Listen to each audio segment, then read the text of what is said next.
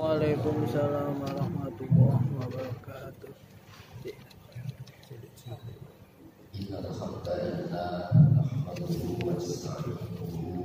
Apa paling gede?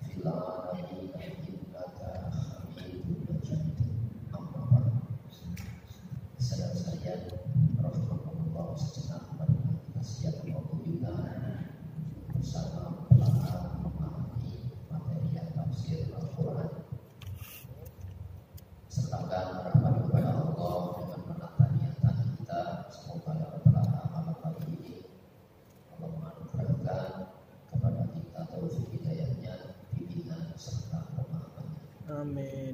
Itu marilah kita buka pelajaran malam hari ini dengan basmalah. Bismillahirrahmanirrahim. Ya, 151. Bismillahirrahmanirrahim. Qala rabbi ighfirli wa li akhi wa adkhilna fi rahmatika wa anta arhamur rahimin.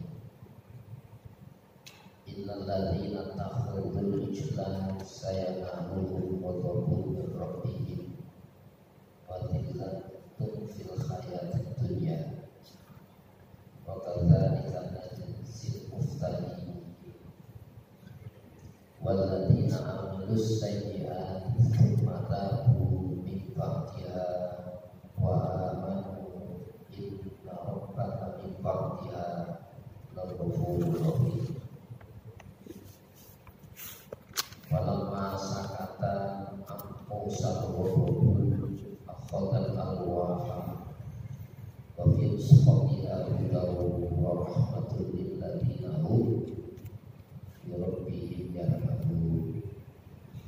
Wastara Musa qaumahu sab'ina rajulan limiqatina falamma akhadathum ar-rajfatu qala rabbi law syi'ta ahlaqnahu min qablu wa iyyaya atuhlikuna bima fa'ala as-sufaha'u minna in hiya illa fitnatun tudillu biha man tasha' wa tahdi man tasha' anta waliyuna faghfir lana warhamna wa anta khairul ghafirin.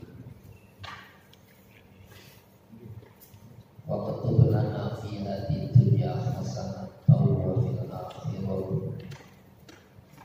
akhirati inna hudna ilaika qala adzabi usibu bihi man asya wa rahmati wasi'at kulla syai' fasa'atuha lilladzina yattaquna wa yuqimuna as-salata walladzina hum bi ayatina yu'minun.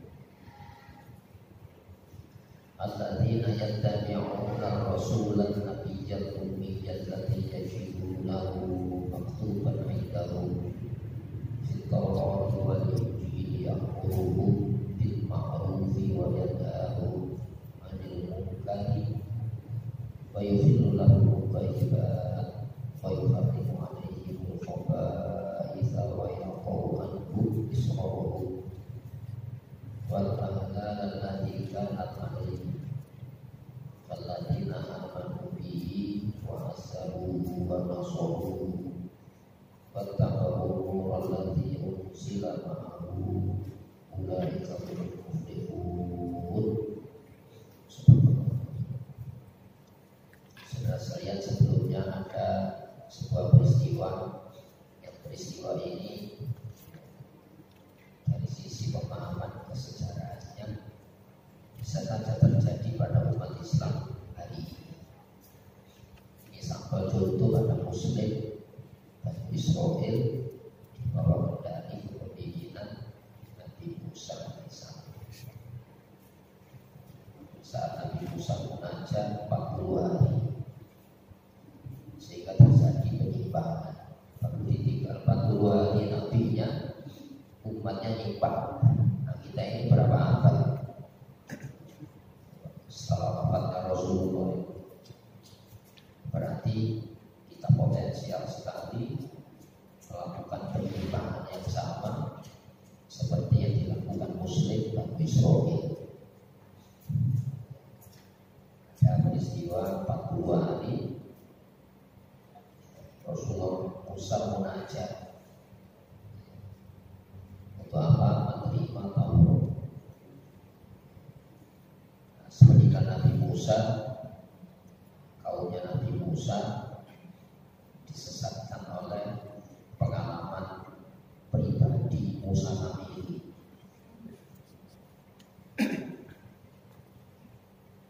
Dia punya ide gagasan, Allah itu pakai perantara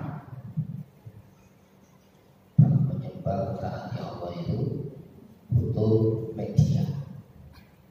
Medianya apa itu?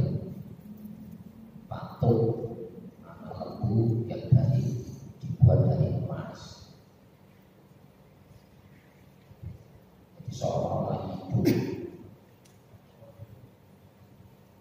Bahkan ketika Musa sendiri mengambil bekas tapak kudanya Jibril, jadi pandangannya ini kasar, maka diambil, diadon sama leburan emas, sehingga punya daya tarik khusus patung emas sama lembu, dengan mengatakan ini Tuhannya Musa yang dilupakan. Jadi ada manusia yang memang dikasih oleh Allah pandangan matanya ini bisa melihat hal-hal yang di luar materi. Padahal pengalaman itu seharusnya tidak langsung diturun. Yang kita dengar, yang kita lihat, yang kita rasakan dalam batin ini ada ujian syariat, sehingga ada daya tarik secara kejiwaan, punya gagasan bikin patung. Hadirin rahimakumullah, pertanyaannya ini, apa kepada Allah tak butuh perantara? Ya butuh, tapi perantara tidak boleh dibikin-bikin. Perantara kepada Allah itu butuh ketaatan. Ketaatan kepada apa? Saya tunggu, saya punya hasrat. Kadang-kadang hasrat ini memang tergoda. Jadi untuk apa? Lebih mendekatkan diri kepada Allah. Biasanya setan itu ikut-ikut. Bahayanya kan di sana. Konon ketika pada zaman Sayyidina Umar, pohon yang disebut dalam Al-Quran yubayyi'unaka tahta syajarah. Jadi orang-orang yang kumpul memberikan satu bayat itu ikrar janji setia membela Islam sampai mati. Karena waktu itu ada desas-desus Mekah itu mau nyerang Madinah. Ya, maka direspon oleh Allah. Innal ladzina yubayyi'unaka innama yubayyi'unallah. Orang-orang yang memberikan ikrar janji setia kepada engkau Muhammad itu sebetulnya innama yubayyi'unallah. Ya, mereka itu berbaiat kepada Allah. Yadullahi ma'a aydihim. Tangan Allah menyertai tangan itu Rasulullah gini, bayat saya ikrar sampai mati membela Rasul, mempertahankan negeri Madinah dari serangan orang-orang kafir. Itu direspon oleh Allah. Tangan Allah itu di atas tangan mereka. Jadi seolah-olah Rasulullah itu bayat itu atas tangan Allah. Gitu ya. Nah, di bawah pohon yang Rasul mengatakan 1.400 sahabat yang ikut berbayat di bawah pohon itu dijamin surga. Itu kan hebat-hebat. Lama-lama pohon itu masih ada. Pada zaman Sayyidina Umar, ya, orang-orang sholat di situ, berzikir di situ, jadi baca Quran di situ. Pada senang ke masjid.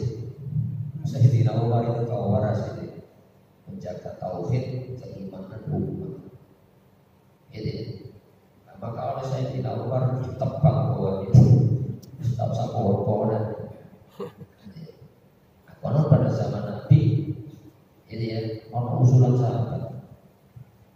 Dulu orang-orang Mekah mau berangkat perang itu senjatanya dicendalkan di satu pohon. Lalu mereka itu ditiru kaum muslimin. Nabi, bikinkan aku semacam itu supaya senjatanya ini ada daya kekuatan. Kata Rasulullah mengatakan, Masya Allah, benar Allah mengatakan, kamu akan mengikuti jejak beragama orang-orang sebelum kamu. Jadi rahimahullah, maka peristiwa itu menjadikan apa? Tauhid umat menyimpang, tidak mengikuti standar yang diajarkan Nabi Musa, bahwa ibadah kepada Allah perantaranya apa? Ya taat itu. Jadi kita kan punya standar hukum, ya hukum larangan. Ketika kita jauhi, hati ini dekat dengan pengendalian Allah. Itu yang disebutkan, ya ayyuhalladzina amanu wabtaghu ilaihil wasilah. Ini orang-orang beriman, carilah penghubung kepada Allah. Wasilah itu sarana penghubung kepada Allah. Apa penghubungnya? Ya taat ini. Kalau saya dekat dengan perintah Allah, kita akan dikendalikan hasrat-hasrat batin ini oleh Allah, sehingga tidak nyimpang. Nah, di sini setelah sadar, Nabi Musa sadar mau nandangi adiknya, Nabi Harun mau pukul. Itu ekspresi kemarahan Nabi Musa. Kasih amanat nyimpang bagi Israel baru 40 hari sudah nyimpang. Kita berapa tahun? 1.400 tahun kita ditinggal Rasulullah. Mungkin sekali atau mungkin kenyataannya banyak yang nyimpang dari standar contoh nilai pribadi Nabi sebagai pelaksanaan Islam, jauh dari standar pemahaman Al-Quran. Maka setelah reda, qala rabbi ighfirli wa li akhi wa ya Allah, Nabi Musa mengatakan, wahai Tuhanku, wahai pencipta, pemilik, pengendaliku, pengaturku, ighfirli, berikan ampunan untuk saya. Kalau saya dikuasai marah, jadi marah yang naluriah itu, ya, itu menguasai Nabi Musa. Musa ada marah, ada membenci. Wali akhi, dan berikan ampunan untuk saudara Harun. Orang mukmin itu punya itu biasanya. Kalau sudah dikendalikan amarah, ya menyesal. Nah, penyesalan itu jadi apa? Jadi baik. Jadi setan yang memicu marah itu betul ya. Mukmin itu gitu. Jadi setan itu setiap goda mukmin itu punya penyesalan.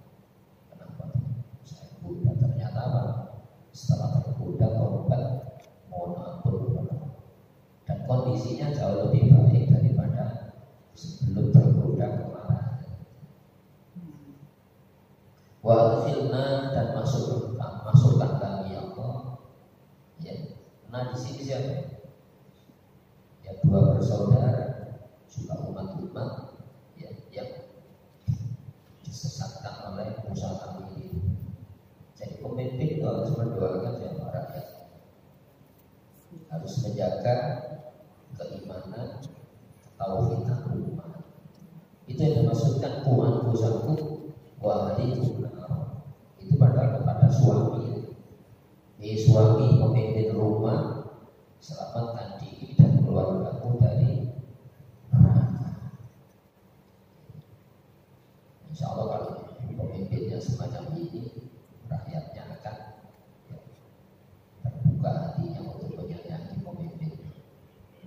Ini pesan dalam Al-Quran. Jadi ya, bagaimanapun itu umatnya. Jadi, sehingga Rasulullah itu apa? Pemimpin yang baik itu siapa sih? Pemimpin yang mencintai kamu dan kamu mencintai mereka. Itu kan tidak mungkin kalau tidak pakai pendekatan Islam.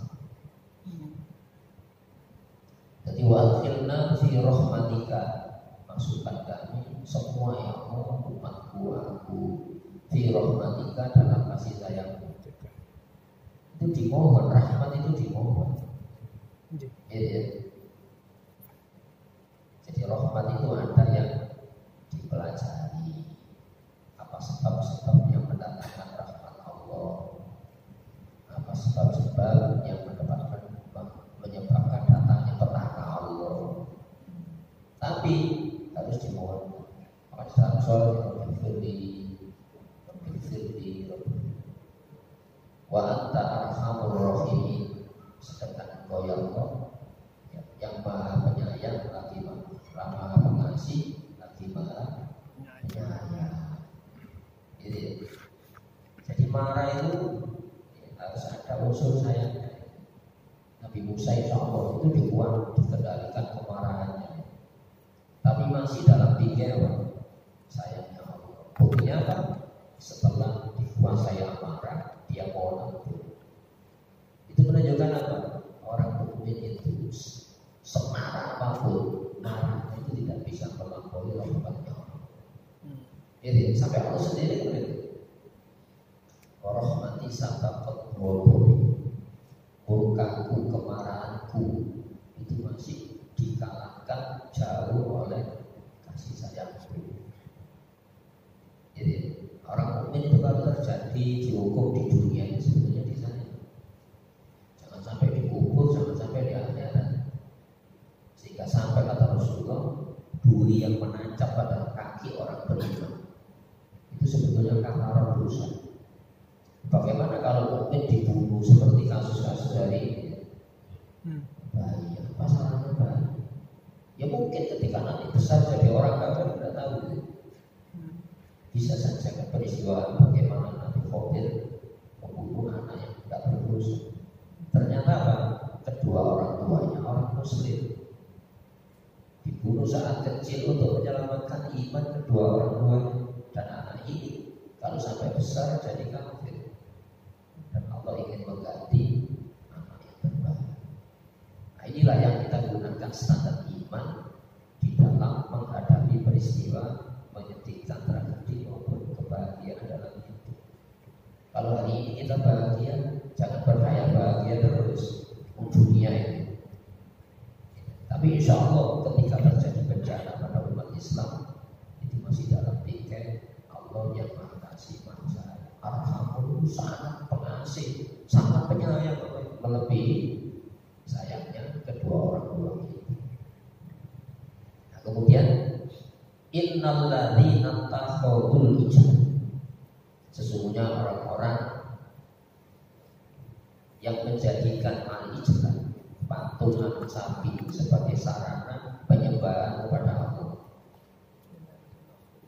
Saya mereka akan mendapatkan ghadabun, kemurkaan. Allah yang lalu itu menggapai. Kenapa sih kita kok tidak menggapai rahmat Allah lewat ketaatan syariat? Sama-sama tujuannya menggapai rahmat.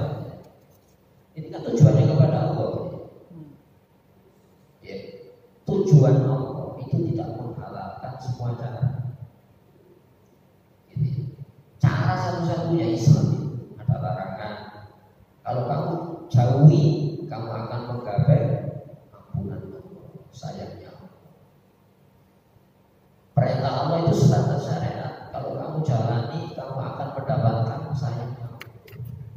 Ini kan sudah jelas. Daripada harus dipatungkan.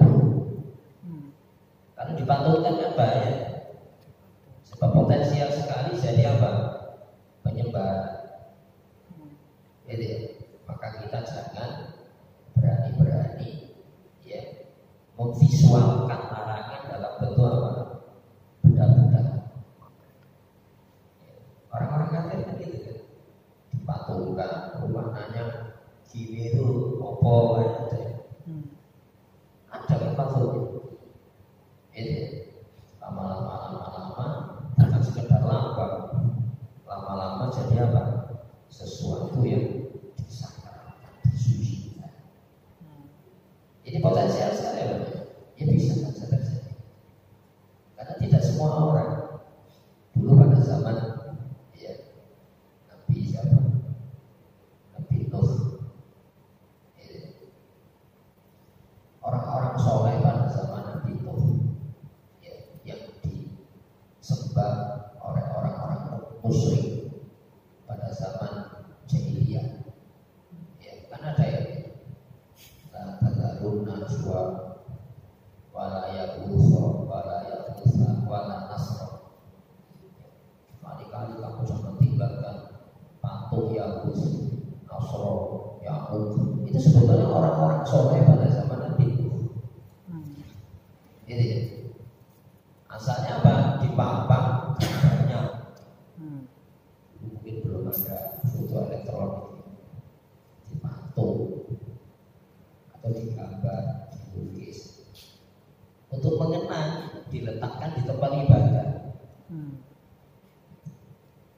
Generasi awal tidak masalah, setan mati. Jadi ya, setan itu tidak mati, mana terus. Iblis bangsa iblis tidak mana terus. Kalau jin yang jin kategori jin secara umum mati, usianya juga panjang. Tapi yang namanya jin bangsa iblis ini itu tidak mati. Maka generasi awal selamat masih. Tapi generasi kedua periode ya 200 tahun setelah alam, periodisasi kan 100 tahun generasi. Ya mungkin masih dijaga ya. Lama-lama setannya datang, iblisnya datang. Oh dulu tidak dipapang di samping, di depan. Ini ya. Maka ketika sholat ibadah kepada Allah menghadap pampangan foto orang-orang soleh. Lama-lama generasi ketiga iblisnya datang. Lewat mana? Ya orang-orang seperti Samiri. Dulu generasimu bukan sekedar menghadap, ya nyoba itu akhirnya sempurna. Jadi setan itu jauh lebih teliti, lebih telaten. Ini dalam menggelincirkan umat Islam. Maka orang-orang yang menjadikan patung lembu dari emas itu, ketika mereka menjalankan ibadah lewat itu, saya naluhu wa tubuh Rabbi, akan mendapatkan kemurkaan dari Allah, pengatur pencipta mereka. Bukan itu saja, wal-tillatun dan kehinaan. Kehinaan. Apa hinanya? Kita kok merawat, jadi patungnya dirawat. Jadi ya, setan terlibat. Maka dikasih sajen. Kalau punya gawe, masak sajen di sini.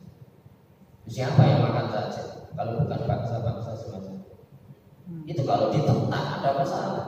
Kenapa? Justru perbuatan kita ini itu memperkuat dia. Itu bukti materi hukum. Apa materi hukumnya? Loh, dia menuruti saya loh. Itu nanti di hadapan Allah ini materi hukum, saya pasang sesajen di sini. Ada bukti. Jadi Nabi Muhammad Jadi itu nanti dinilai oleh justru mendapatkan keinginan. Apa hinanya? Justru kamu berkorban untuk berhala-berhala itu. Padahal berhala itu tidak bisa diajak ngomong kan? Tidak bisa diajak ngomong, tidak bisa memberikan solusi kehidupan. Jadi harapan kosong, dikai sesaji masalahnya selesai. Udah hidup ini bukan sesaji. Hidup ini jawaban harus konkret. Utang negara bisa dibayar dengan sesaji. Gak iso. Kekacauan politik bisa sesaji. Tidak bisa. Harus kembali kepada pokok ajaran Islam. Ada konkret. Ada perintah yang harus dipatuhi, larangan yang harus dipatuhi untuk ditinggal. Ya. Maka fil hayati dunia, di dalam kehidupan dunia ini. Hadirin rahimakumullah. Maka sebaliknya orang yang menjadikan Allah itu tujuan peribadatannya, saat Allah perintah di sanalah kita lakukan. Kita akan mendapatkan apa? Rahmat dan kehormatan dalam kehidupan dunia. Kalau betul-betul ini kan murka, lawannya rahmat. Dilantul kehinaan, ya kemuliaan dunia. Gitu ya. Ada mungkin kita mulia kalau kita tidak melewati ajaran yang dulu generasi awal menjadi mulia. Apa Al-Quran? Al-Quran ini. Wa kadzalika demikianlah najzil muftari. Kami memberikan balasan muftar. Iftira itu artinya mengarang-arang kebohongan dengan mengatasnamakan agama. Kita kan tujuannya Tuhan. Caranya beragam. Tidak bisa. Kalau tujuan Allah, caranya Islam. Jadi yang dijalani itu menuju tujuan Allah. Itu Islam, standarnya jelas. Tidak boleh membuat standarisasi untuk dijalankan ya pada tujuannya Allah. Orang Muslim dulu tujuannya Allah, tapi caranya tidak pakai Islam. Di sini ada jadi makna asroka itu bisa bermakna menduakan tujuan. Ini ya. Tapi orang Muslim tidak menduakan tujuan, Allah saja. Caranya ini diduakan. Ini. Jadi asroka itu menyertakan. Singkat ini kan kumpulan, mengumpulkan. Ini. Jadi demikianlah kami memberikan balasan orang-orang yang ngarang-ngarang kebohongan dengan mengatasnamakan agama. Ya, ad-din masyara'ahullah, agama itu yang disyariatkan oleh Allah. Ini ya, bukan nafsu manusia. Selanjutnya, ini kebalikannya. Walladzina aminu, dan orang-orang yang menjalani, mengerjakan. Ya, sayyiat itu jenis kejahatan-kejahatan. Coba standar jahatnya mana? Contohnya gini, apakah Nabi Musa itu bukan penjahat versinya Fir'aun? Kalau versinya Fir'aun, Nabi Musa itu penjahat. Kamu lari melawan Fir'aun. Sayyiat yang diterjemahkan sayyiat itu keburukan. Ya. Yang dilarang oleh Allah itu buruk. Itu ya, yang diperintah oleh Allah itu baik. Kemudian standar nilainya, larangan yang dilarang oleh Allah itu memang benar. Perintah yang diperintah oleh Allah itu benar. Itu ya, benar baiknya, benar salahnya kan itu kan. Larangan Allah itu buruk kalau tidak dilakoni. Larangan Allah itu memang benar-benar standar buruk. Perintah Allah itu kalau dijalani baik, dan standar perintah Allah itu nilai bobotnya benar. Ini maknanya itu. Hidup itu kan butuh standarisasi. Kamu tidak menjalani larangan siapa? Bukan larangan tidak senang saya. Ketika kamu menjalani itu perintah siapa? Bukan perintah senang saya. Itu standar nilai itu gitu. Nilai itu rujukan nanti. pegangan tadi itu nilai. Makanya ati masyarakat, namanya agama itu yang disyariatkan. Ini, nah di sini lewat itu kita dekat kepada Allah. Mendapatkan apa? Bukan ghadabun, bukan tapi rahmat. Bukan wadilatun kehinaan, tapi kemuliaan. Itu gitu. Kemudian summa tabu, kemudian tabu. Mana apa yang tabu itu bertobat. Tobatnya kembali kepada mana? Rujukannya kan ada. Ada larangan yang ditinggal. Ayo kembali kepada standar larangan. Apa yang melarang? Allah. Bukan dilarang, tidak suka saya. Jadi muslim itu masih punya, katakan muslim itu sesat, balik ketemu titik setatnya. Tapi kalau orang kafir punya titik setatnya. Apa titik setatnya? Keinginannya itu. Apa titik setatnya? Tidak inginnya. Makanya bingung. Kenapa? Banyak larangan dan berubah-ubah, banyak perintah dan berubah-ubah. Apa ada bingung gitu? Fi ughyanihim ya'mahun, bingung di dalam kesesatan. Itu ya, tolok ukur senang tidak senang itu berubah-ubah. Apa? Berubah-ubah. Ono jemu, ono bosan. Nah kita ini bukan senang saya jalani, tidak senang saya, tidak saya jalani. Bukan agama itu. Larangan Allah itu standar untuk tidak. Jangan kamu jalan. Perintah Allah itu standar untuk iya jalan. Jadi kan andai kan kita sesat, balik saya ketemu apa? Titik setatnya saya. Larangannya Allah, perintahnya masih ada. Itu dibimbing. Itu pun setiap saat kita mohon tidak siratal mustaqim, tetapkan kami di dalam perjalanan jalan yang lurus ini. Ada titik setat. Apa titik setatnya? Syariat itu menjauhi larangan, menjalankan perintah. Tujuannya apa? Mendapat sayang, terhindar dari kehinaan dunia akhirat. Itu maknanya. Loh, kalau kita sudah ini, apa yang kita minta? Ditetapkan. Makanya ihdina itu tetapkan kami ya Allah untuk tidak meninggalkan jalan Islam ini, walaupun tujuannya Allah.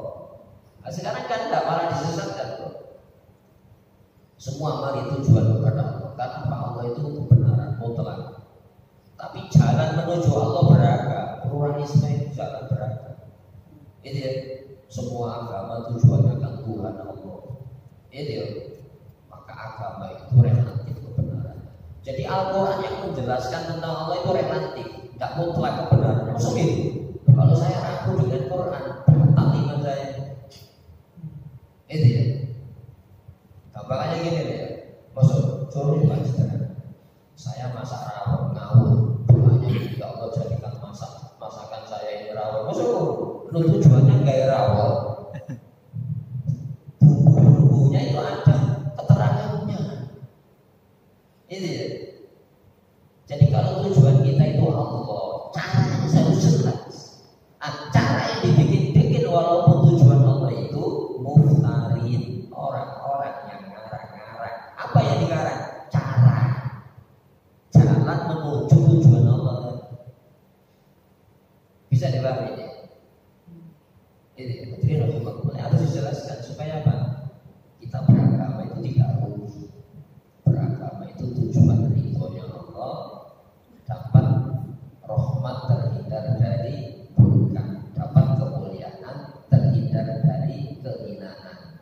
Caranya itu sudah ditunjukkan. Larangan ini kalau kamu jalani hina dunia akhirat. Perintah itu kalau kamu tinggalkan hina dunia akhirat. Meskipun kamu tujuanmu Allah, cara tidak dipakai sama dengan orang berdoa masak rawon, ya Allah jadikan rawon bumbunya ngawur, ya Allah sekarang ini. Ya, sekarang kan itu kan.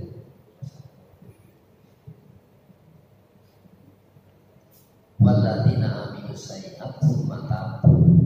Ya, orang-orang yang melakukan sayyi'at, keburukan di mana pun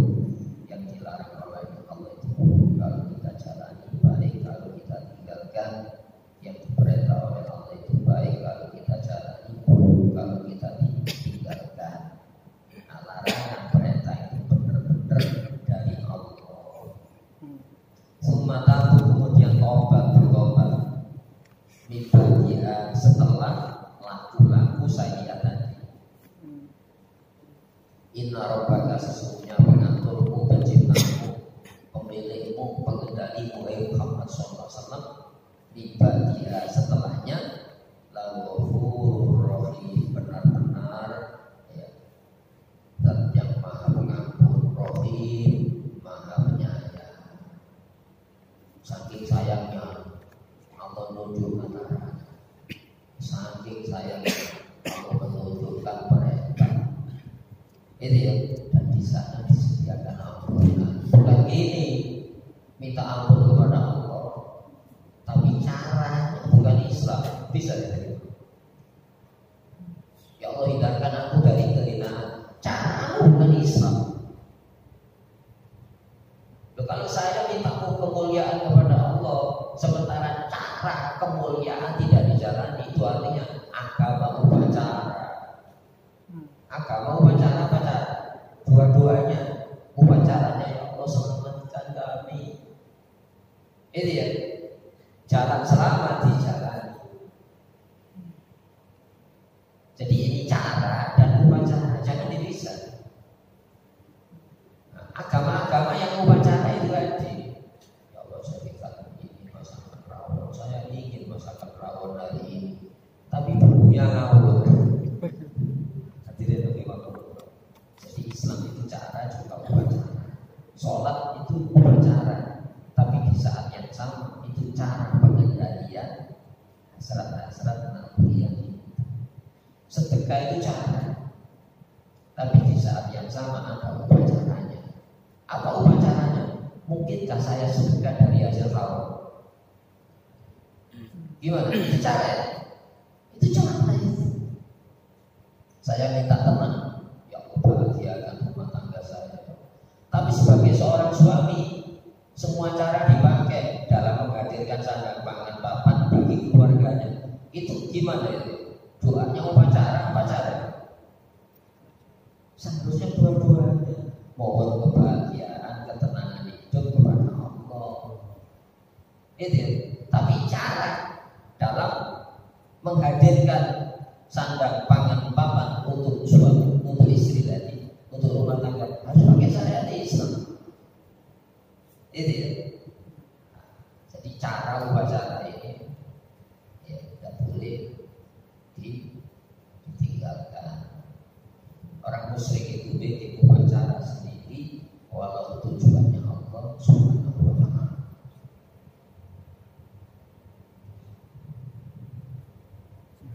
Walamma, maka di saat sakata itu redup, tenang. An Musa ghadab, marah dari Musa. Memang ada reda. Makanya itu puncak apa? Darah naik. Ketika darah naik di daerah sini memang apa? Merah. Rasulullah duduk. Kalau marah berdiri duduk. Si masih marah, ambil air wudhu. Kok si murang-murangnya sholat juga enggak. Itu setan ini. Setan kan lewat aliran darah. Inna syaitan yajri majrad dam. Setan itu ya melewati pembuluh darah. Maka ketika marah, merah itu duduk. Itu ya. Kok itu ambil air wudhu, sholat barokah. Kalau duduk sudah selesai. Kalau Nabi terkena itu siapa ini? Itu Nabi Musa. Dari kemanusiaan Nabi itu sama dengan kita. Kita punya pembuluh darah. Darah itu kan kotor. Itu dalam hidup begitu. Makanya yuwaswisu fi sudurin nas, yang senantiasa membisikkan kejahatan di dalam diri manusia, dalam dada manusia. Manusia itu siapa? Ya Nabi, ya Rasulullah, ya manusia biasa. Minal jinnati wan nas, dari bangsa jin dan manusia. Apa bangsa manusia? Watak-wataknya marah. Itu ya. Manusia itu ada marahnya, tapi tidak bisa dihilangkan.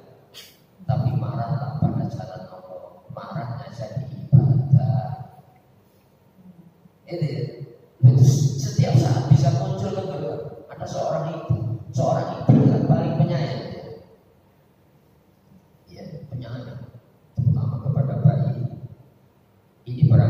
bekerja, suaminya gegeran.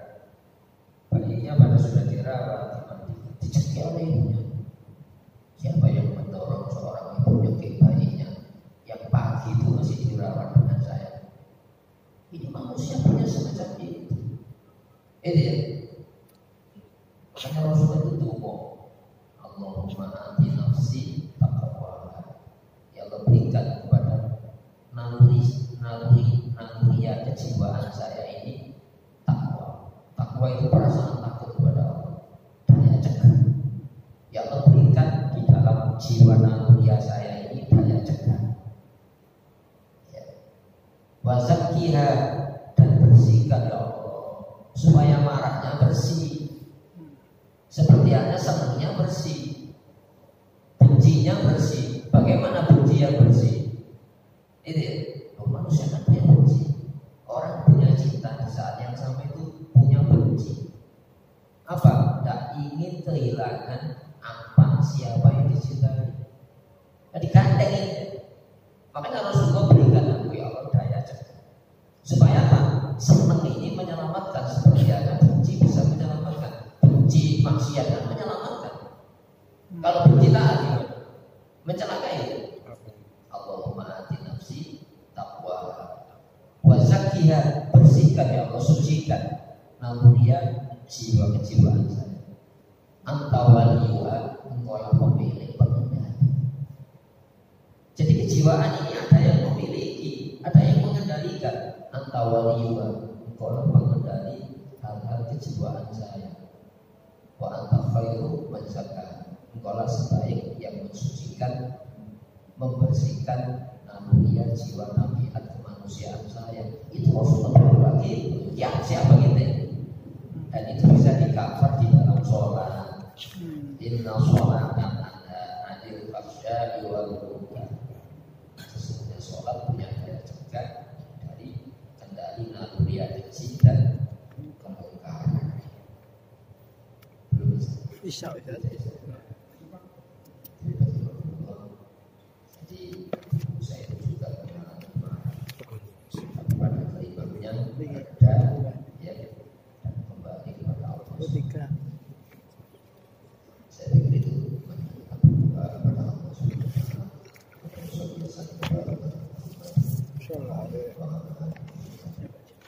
Amin.